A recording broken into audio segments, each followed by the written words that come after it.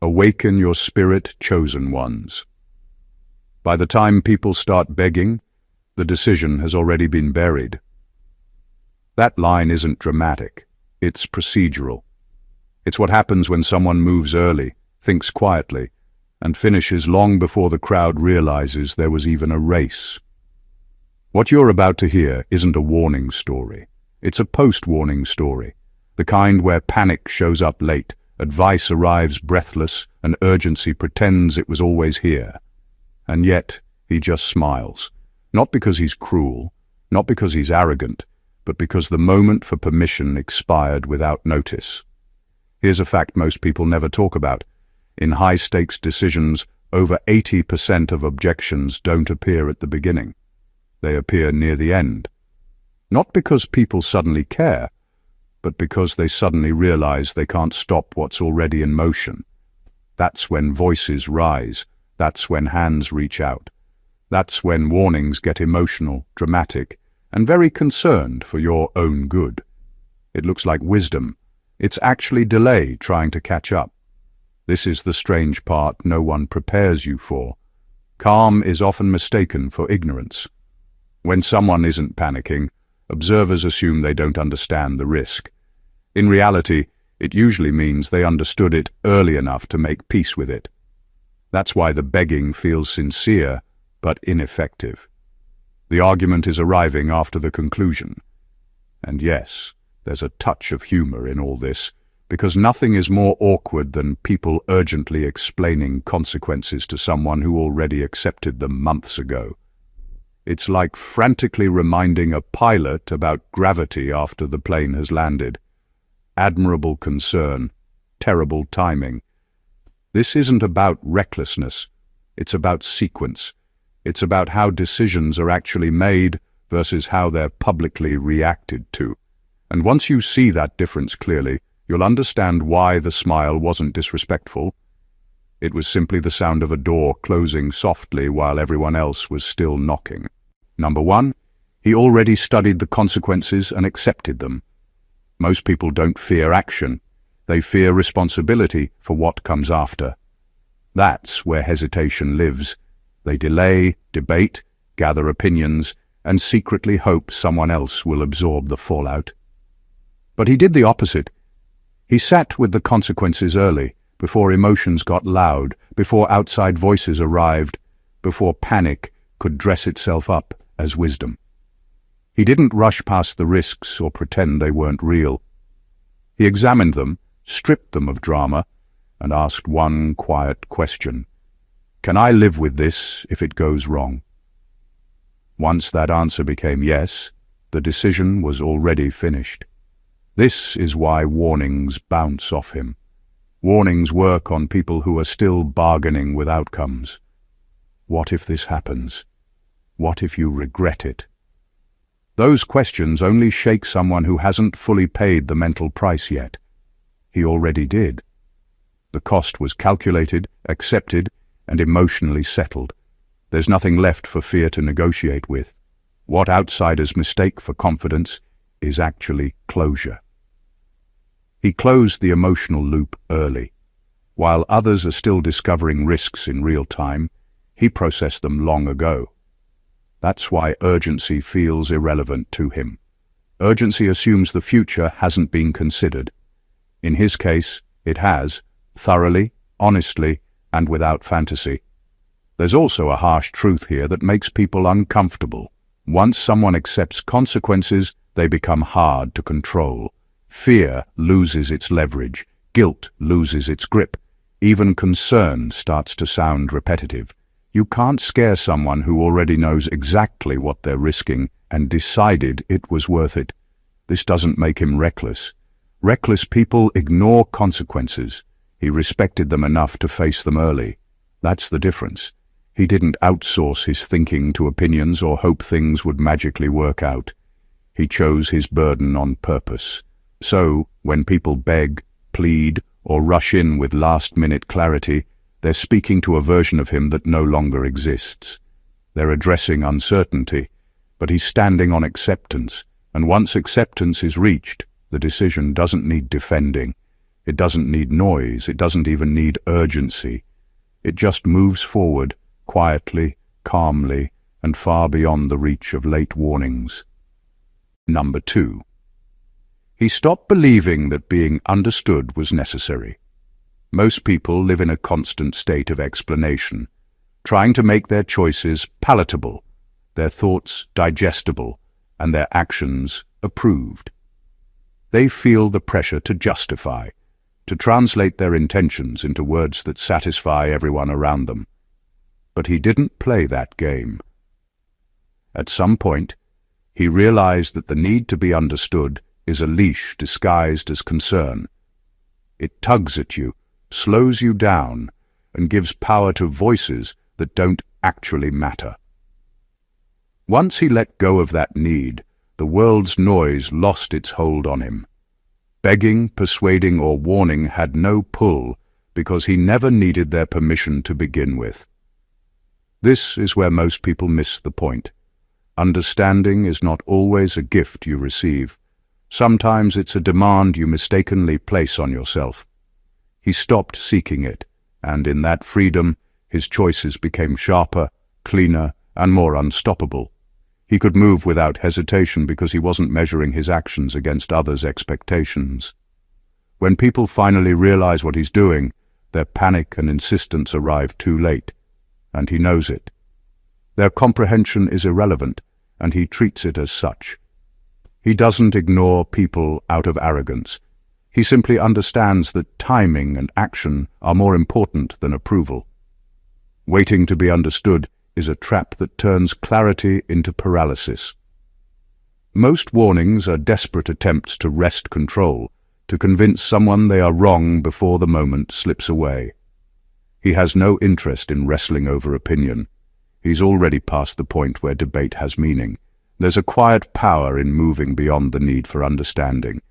It's not loud, it's not flashy, but it's utterly unshakable. People may shout, argue, and gesture wildly, but none of it reaches him because he isn't anchored to their perception. Their words are echoes against a mind that no longer requires validation. By shedding the need to be understood, he occupies a space where others can't touch him, no matter how fervently they try. And that's why when the world begs for attention, he can smile, unbothered, untouchable, and already long past their reach. Number 3. His decisions were made quietly long before anyone noticed. What looks sudden to everyone else is rarely sudden to the person taking action. Most people react loudly, debate publicly, and move only when attention is unavoidable.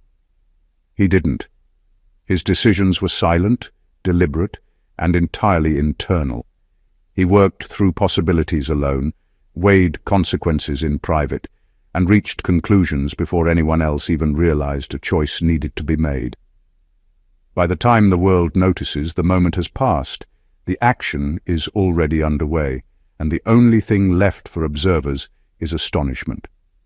That's why warnings and pleas feel meaningless. They're arriving after the blueprint has been drawn, after the course has been set, after the die has quietly rolled. There's a subtle mastery in making decisions this way. While others are performing anxiety publicly, he is calculating in silence. He doesn't need applause, agreement, or even awareness. The noise of everyone else's opinions doesn't affect the outcome because the choice was finalized before it had a stage. This is why people feel the urge to beg or warn.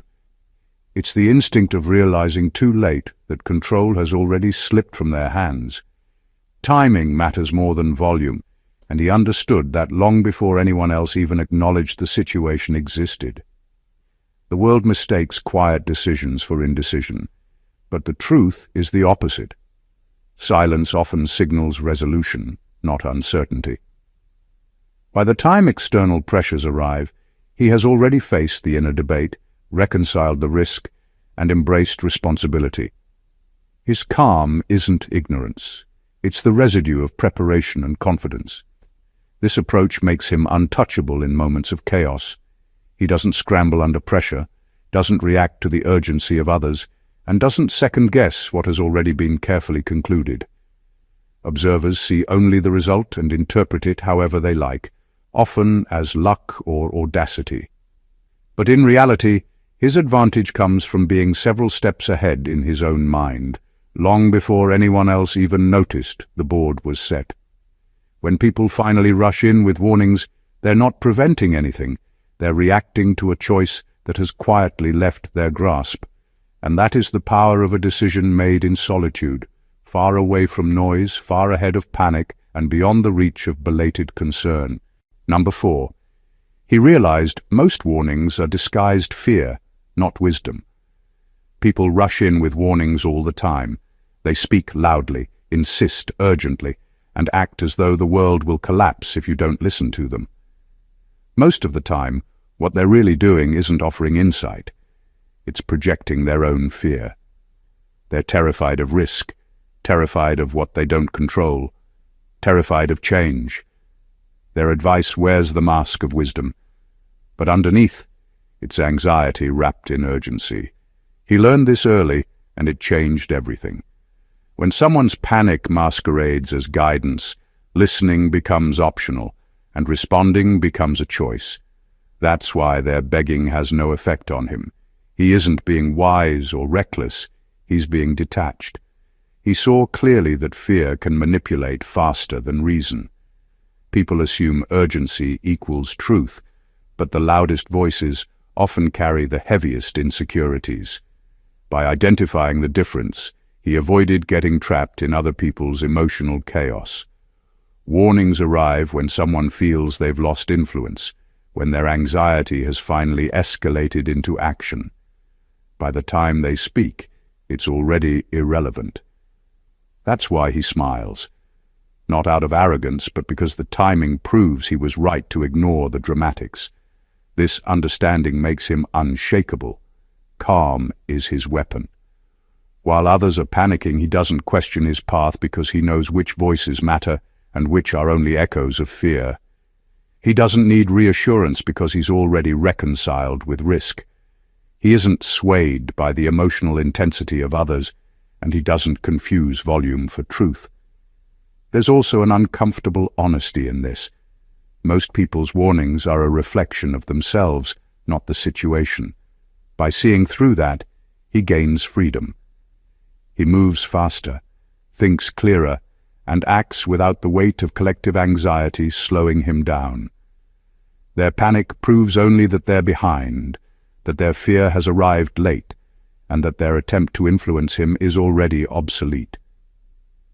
Understanding this distinction, that warnings are often fear in disguise, gives him an edge no one else can contest, and it explains why he can simply smile while the world scrambles.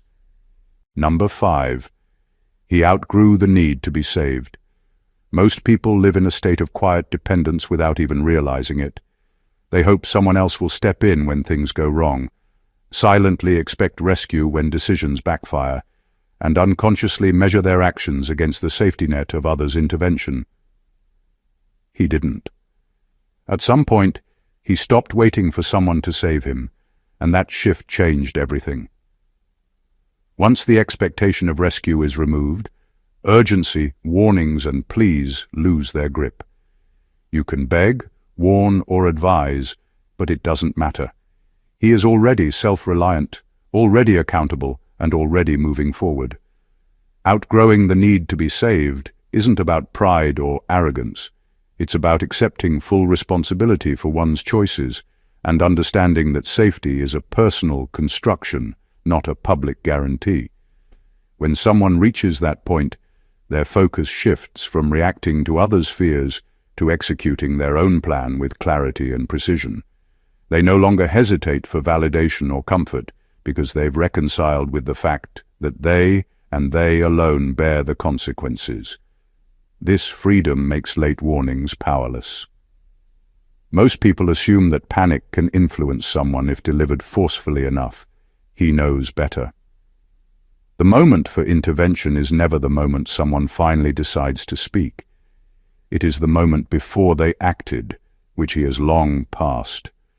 By shedding dependence, he transforms urgency into background noise and fear into something he can observe without flinching. There's also a subtle psychological advantage. People who cling to safety nets remain reactive, always calculating whether external voices approve or disapprove. He doesn't live in that loop. He moves first, decides fast, and feels no need to explain himself because he is already accountable to the one person that matters, himself. When others beg or warn him, their words arrive late, echoing over a mind that has long accepted responsibility. The smile he carries isn't mockery, it's confirmation. He doesn't need saving, and the world's panic proves nothing but that he has already outpaced it.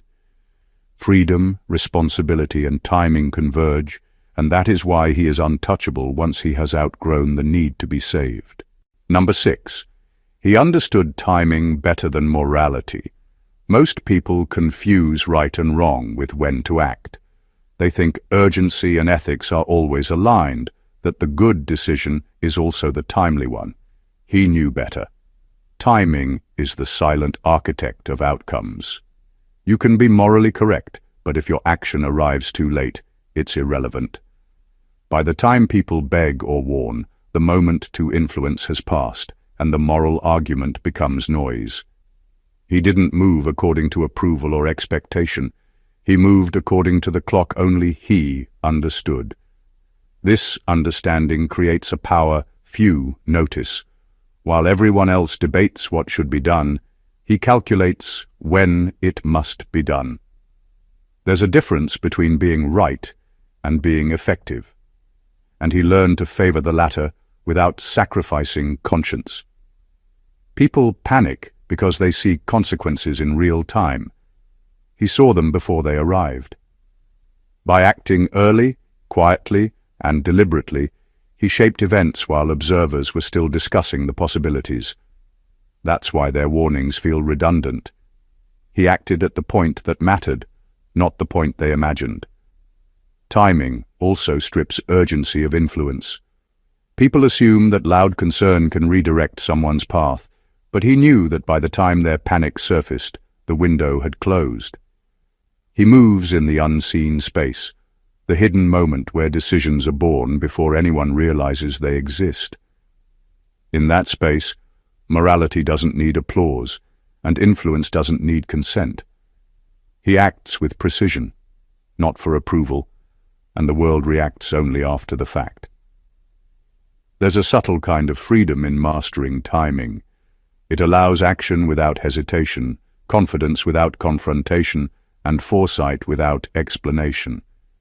He doesn't need to argue ethics in the heat of someone else's panic.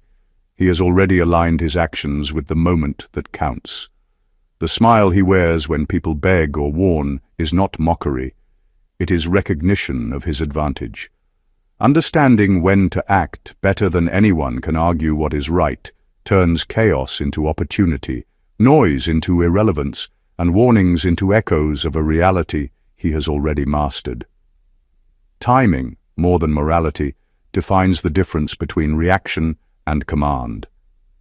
Number 7. He no longer confuses danger with importance. Most people panic at the sight of danger, assuming that anything risky must also be urgent, meaningful, or worth attention. He doesn't. He learned early that danger and significance are not the same. Just because something is risky doesn't mean it matters. Conversely, the things that truly shape outcomes often appear quiet, subtle, and deceptively safe. Once he understood this, he stopped reacting to fear, disguised as importance, and that changed everything. People beg, plead, and warn when they see danger, but by the time they speak, he's already focused on what actually moves the needle. Their noise is misaligned with reality, and it passes right through him. This clarity gives him an invisible advantage. While others are busy managing risks that feel dramatic, he is quietly prioritizing what truly counts. He doesn't waste energy reacting to spectacle. He doesn't confuse chaos with opportunity or danger with significance. He sees the difference between the storm that matters and the storm that is only loud. This allows him to act calmly, decisively, and effectively in situations where others are still panicking over the wrong things. The moment people start begging, it usually proves their urgency was misplaced, and he already knows it. Understanding the difference between danger and importance also sharpens judgment. People who respond to every perceived threat are trapped in a loop of distraction and anxiety. He escapes that trap because he evaluates each situation not by its emotional weight, but by its actual consequence. Risk doesn't scare him. Only irrelevance does. He moves where impact exists and ignores where panic thrives. The result is a kind of untouchable focus. While the world shouts warnings at every hazard, he is calm, deliberate, and aligned with what truly matters. His smile when others panic isn't arrogance, it's quiet recognition that they are reacting to the wrong things. He has learned to separate the noise from the signal, the danger from the importance, and in that separation lies power, clarity, and an almost untouchable advantage over anyone who confuses fear with necessity. Number 8. He calculated the cost of listening, and it was higher than the cost of ignoring. Most people hear warnings and immediately react, believing that responding is the safest path. They don't realize that every piece of advice carries a hidden price: hesitation, self-doubt, wasted energy, and the quiet erosion of momentum. He saw this early. He realized that listening to every urgent voice, every panicked opinion, often delayed action more than it helped. The cost of giving in to their concern was far higher than the cost of moving forward on his own terms. Once he understood that, he stopped letting external voices dictate his pace. This is why his calm feels unshakable. When people beg or warn, they're essentially asking him to pay a price he has already calculated and rejected. Their urgency is not a nudge toward clarity. It's an added weight on someone who is already carrying the consequences internally. He doesn't ignore recklessly. He ignores strategically, because he knows that some interruptions, however well-intentioned, will cost more than the situation itself. He moves in the space where timing, clarity, and risk intersect, unbothered by the noise of those still negotiating fear. What makes this extraordinary is the subtle discipline it requires. It's easy to dismiss others when you're confident, but it takes intelligence to weigh the true cost of their words against your own path. Every warning, plea, or argument is measured, and only those that provide net benefit earn attention. All the rest are filed as distraction, irrelevant, and powerless. Most people never realize that obeying fear disguised as advice is often more dangerous than ignoring it. By calculating the cost of listening and choosing to act independently, he transforms external pressure into irrelevance. People beg, plead, and warn, but their efforts arrive after the decision has already been made. Their urgency can't influence him because he has already accounted for the risks, reconciled with the consequences, and decided that action outweighs distraction. This balance between awareness and independence is a rare kind of mastery, one that allows him to move freely, decisively, and far ahead of anyone trying to pull him off course. When others scramble, he smiles, because he knows exactly what he is carrying and exactly what he refuses to carry. Number 9. He noticed that urgency usually appears after permission was denied. Most people mistake urgency for foresight. When someone shouts, pleads, or warns, it feels like insight, like a last-minute attempt to prevent disaster. But he learned the hard truth. By the time people panic, the moment to influence has already passed.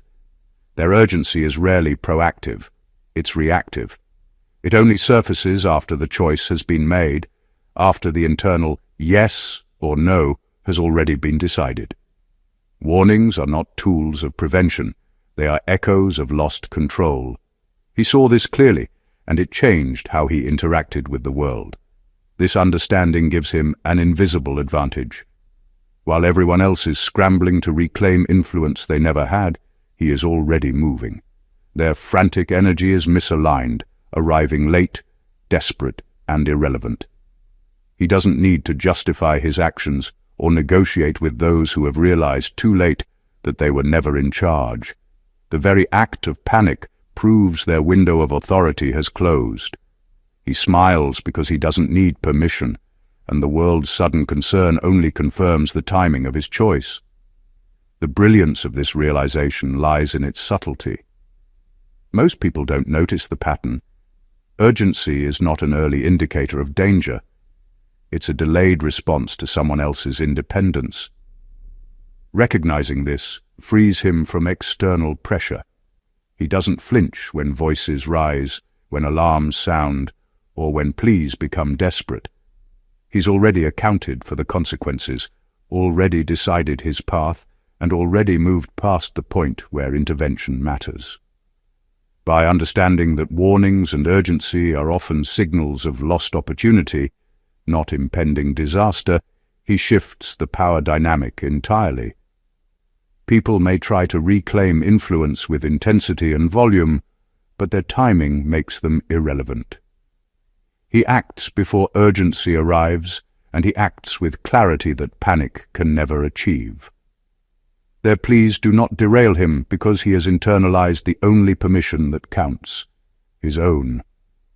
The world can beg, argue, and warn, but it only confirms the reality he has already embraced. Number 10.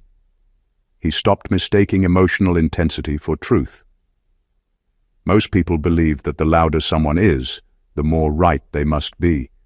They assume that panic, passion, or desperation signals correctness, and they react accordingly, often making decisions based on volume rather than substance. He doesn't. He learned early that emotion is rarely a measure of accuracy. People beg, yell, and dramatize because they are scared, impatient, or desperate to influence, not because they possess insight that matters. Recognizing this, he stopped giving weight to emotional intensity and started focusing only on reality, logic, and consequence. This distinction gave him a remarkable advantage. While others are caught in the whirlwind of someone else's fear, he remains grounded, moving with clarity and calm. He doesn't respond to the panic in voices or the trembling of hands. He responds only to facts, to cause and effect, to what truly matters in the long run.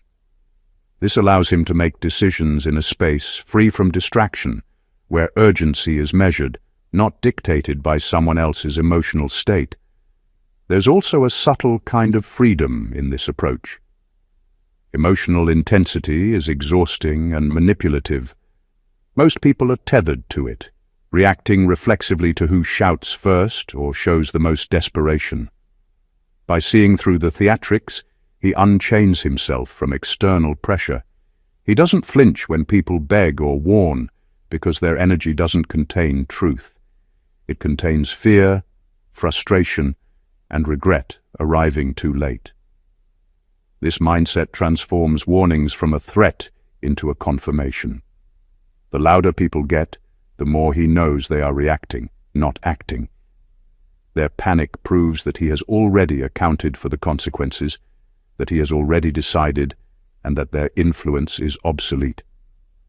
He can smile quietly while the world erupts because he understands that truth doesn't raise its voice. It exists silently, deliberately, and unwaveringly, and by learning to separate emotion from reality, he moves faster, smarter, and untouchably ahead of anyone trying to catch up with noise instead of fact. Number 11. He accepted being misjudged as part of the strategy. Most people fear judgment. They adjust, explain, and perform to be seen in a favorable light. They try to control perception because they think misunderstanding is dangerous. He didn't. He realized early that being misjudged isn't a flaw. It's a tool. People interpret his actions through their own fears, biases, and expectations, and he learned to let it happen. Their opinions, Their assumptions and their misinterpretations became irrelevant to his strategy. In fact, the less they understood him, the clearer his advantage grew. This acceptance gives him freedom others rarely experience. While the world judges, debates, and speculates, he acts. He doesn't waste energy clarifying motives or correcting misconceptions. People beg, warn, or react based on what they think is happening, not what is actually happening. And that's exactly the space he occupies, moving, deciding, and executing far ahead of the world's assumptions. Their judgment arrives late, often confused, and always powerless to alter his course. There's a subtle psychological edge in being misjudged. When others misunderstand, they underestimate, they assume limitations, misread intentions, and miscalculate timing. He uses that. He doesn't need approval or recognition because he already owns the only thing that matters: control over his own actions. The chaos of perception becomes irrelevant when the outcome has been quietly decided. Being comfortable with misjudgment also protects him from distraction. Most people stop, reconsider, or hesitate when criticized or doubted. He doesn't. He has reconciled with the fact that perception is a variable beyond his control. By accepting that, he turns misunderstanding into invisibility. No noise, no pressure, no interference, just space to move with precision. When people finally realize what he has done, they scramble to catch up. By then, their opinions and judgments are meaningless. The smile he carries isn't arrogance. It's the quiet acknowledgement that being misjudged was never an obstacle, but a strategic advantage. Acceptance of misunderstanding allows him to operate in a realm where others are forever trying to keep pace, but he has already won the invisible game. Number 12. He knew that if he hesitated now, he'd hesitate forever. Hesitation is a trap most people fall into without realizing it. They wait for perfect timing, absolute certainty, or universal approval, and in that waiting, the moment slips quietly away. He recognized early that hesitation isn't just a temporary pause, it's a slippery slope. Once you allow doubt to linger, it becomes a habit, and every decision after that carries the weight of past uncertainty. He refused to enter that loop. He understood that decisive action in the present isn't just a choice, it's a way to prevent a lifetime of indecision. This awareness gives him an invisible edge. While others debate, overthink, or second-guess, he moves. He doesn't need every reassurance, every agreement, or every signal from the outside world to act. The window for opportunity is rarely as wide as it seems, and he learned that acting boldly, even with incomplete certainty, is far better than waiting for conditions that may never arrive. Hesitation only multiplies cost, risk, and regret. By acting promptly, he neutralizes the paralysis that traps most people. There's also a psychological strength in this approach.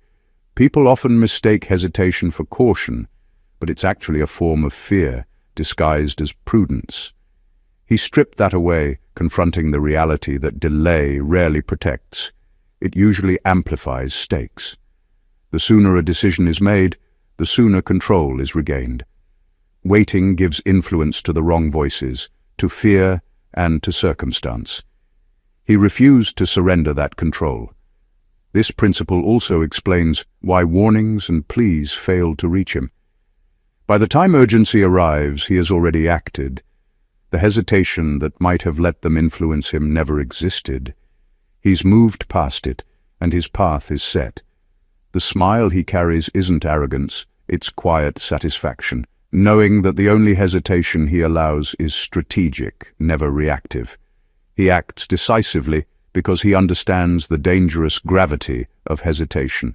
Once you start doubting, you risk doubting forever. Acting now is the only way to ensure freedom, clarity, and momentum, and that knowledge keeps him untouchable while the world scrambles behind him. Number 13. He understood that regret hurts less than resentment. Most people live in constant fear of regret. They delay decisions, hesitate under pressure, and obsess over outcomes, imagining the what-ifs that might follow. What they don't realize is that regret, though uncomfortable, is temporary. It fades with time, reflection, and acceptance. Resentment, on the other hand, lingers, festers, and reshapes behavior in ways that chain people to their own frustration. He understood this distinction intuitively.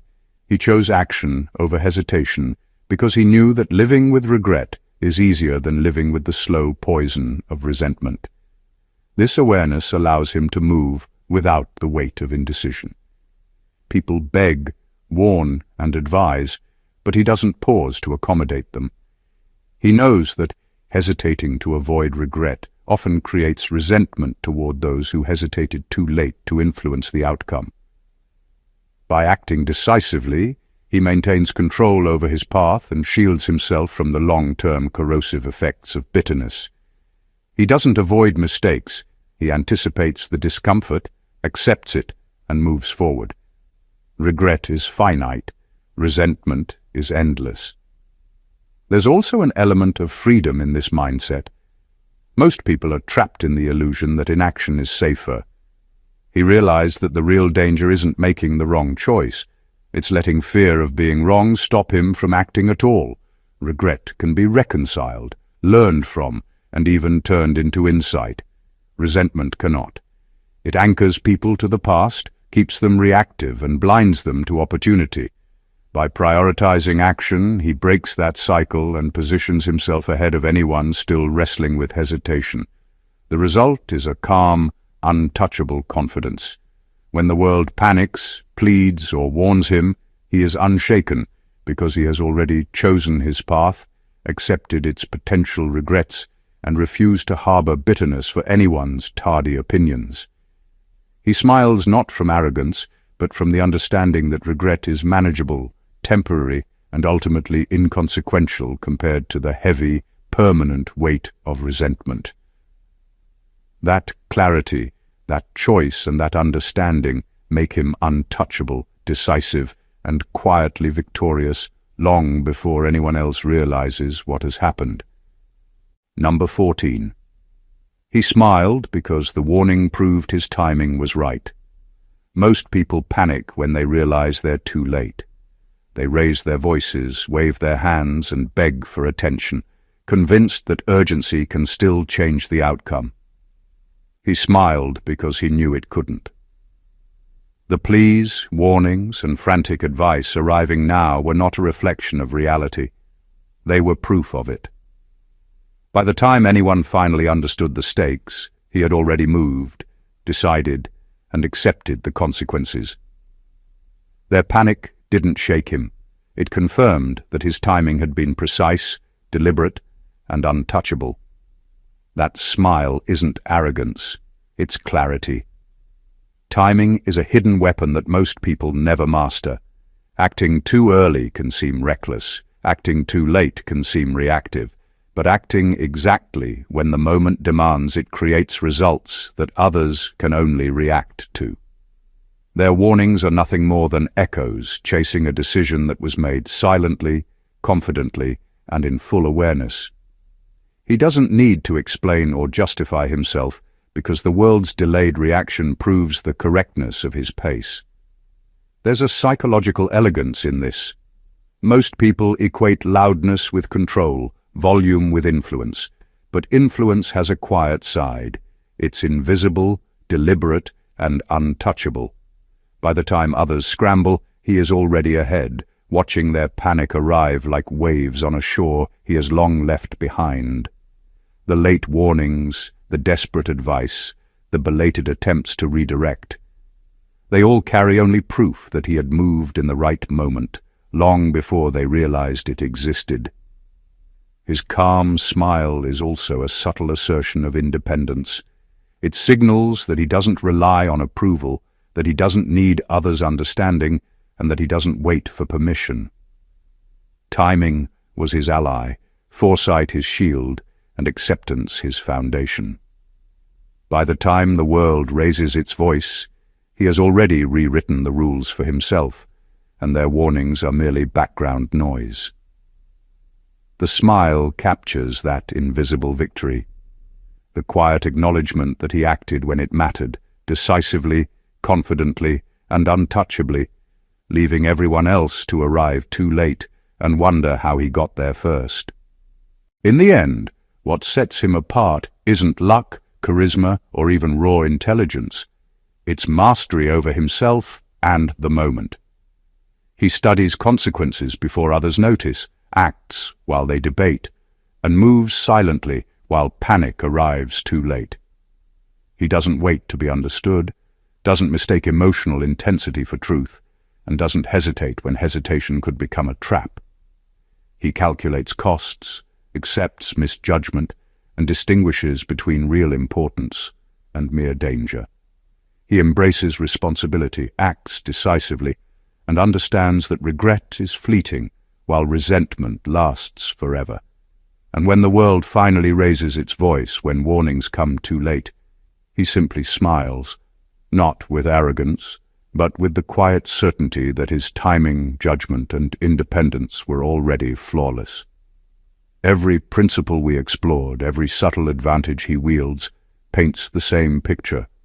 Control is internal, power is quiet, and true mastery happens long before anyone else is even aware that a choice exists. What looks effortless to the outside observer is the result of discipline, foresight, and a deep understanding of human behavior. He moves through life untouchable, not because he seeks attention, but because he refuses to be swayed by it. His calm in the face of late warnings is a reflection of preparation, clarity, and an unwavering commitment to his own path. If you've been paying attention, the lesson is clear. Timing, awareness, and self-reliance outweigh noise, panic, and belated advice every single time. Learning to act decisively, accept responsibility, and move beyond the need for validation doesn't just change outcomes, it changes everything.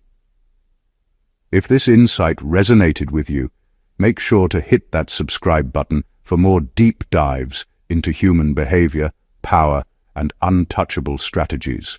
Don't forget to like, comment, and share this video with anyone who needs to understand the hidden rules of timing, influence, and unstoppable action. Stay sharp, stay ahead, and keep mastering your own path. Stay awakened, chosen ones.